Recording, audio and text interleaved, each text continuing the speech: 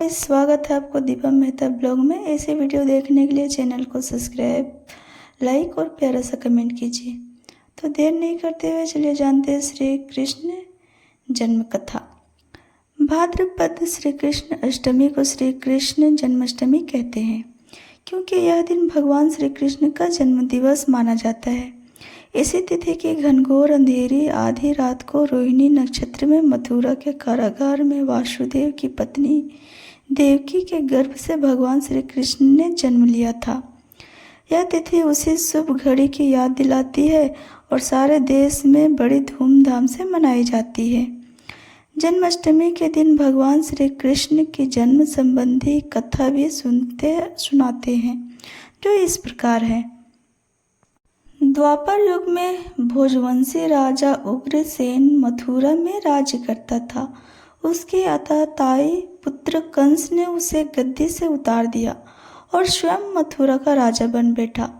कंस की एक बहन देवकी थी, जिसका विवाह वासुदेव नामक यदुवंशी सरदार से हुआ था। एक समय कंस अपनी बहन देवकी को उसकी ससुराल पहुंचाने जा रहा था। रास्ते में आकाशवाणी हुई, हे कंस, जिस देवकी को तू बड़े प्रेम से ले जा रहा है, उसी में तेरा काल बसता है। इसी के गर्भ से उत्पन्न 8वां बालक तेरा वध करेगा। यह सुनकर कंस वासुदेव को मारने के लिए उद्यत हुआ। तब देवकी ने उसे विनयपूर्वक कहा, मेरे गर्भ में जो संतान होगी उसे मैं तुम्हारे सामने ला दूंगी। बहनोई को मारने से क्या लाभ है। कंस ने देवकी की बात मान ली और मथुरा वापस चला आया। उसने वासुदेव और देवकी को कारागृह में डाल दिया। वासुदेव देवकी के एक एक करके 7 बच्चे हुए और 7 को जन्म लेते ही कंस ने मार डाला। अब 8वां बच्चा होने वाला था। कारागार में उन पर कड़ी पहरे बैठा दिए गए। उसी समय नंद की पत्नी यशोदा को भी बच्चा होने वाला था। उन्होंने वासुदेव देवकी के दुखी जीवन को देख 8वें बच्चे की रक्षा का उपाय रचा। जिस समय वासुदेव देवकी को पुत्र पैदा हुआ, उसी समय संयोग से यशोदा के गर्भ से एक कन्या का जन्म हुआ, जो और कुछ नहीं सिर्फ माया थी। जिस कोठरी में देवकी वासुदेव के थे, उसमें अचानक प्रकाश हुआ और उनके सामने शंख चक्र गद पद्य धारण किए चतुर्भुज भगवान प्रकट हुए। दोनों भगवान के चरणों में गिर पड़े। तब भगवान ने उनसे कहा, अब मैं पुनः नवजात शिशु का रूप धारण कर लेता हूँ। तुम मुझे इसी समय अपने मित्र नंद जी के घर वृंदावन में भेजाओ और उनके यहाँ जो कन्या जन्मी है उसे लाकर कंस के हवाले कर दो। इस समय वातावरण अनुकूल नहीं है, फिर भी तुम चिंता ना करो।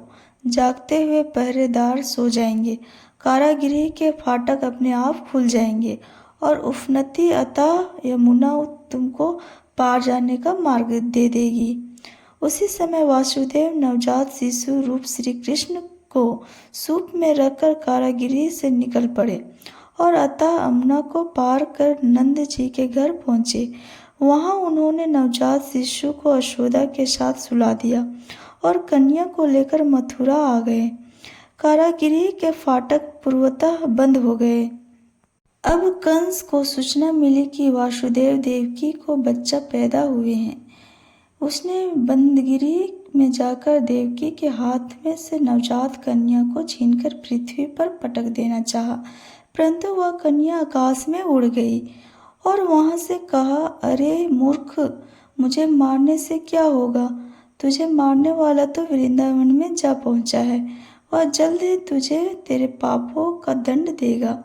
यह श्री कृष्ण जन्म की कथा थी। आपको अच्छी लगी हो तो वीडियो को सब्सक्राइब, कमेंट और ज़रूर कीजिए। Bye, take care.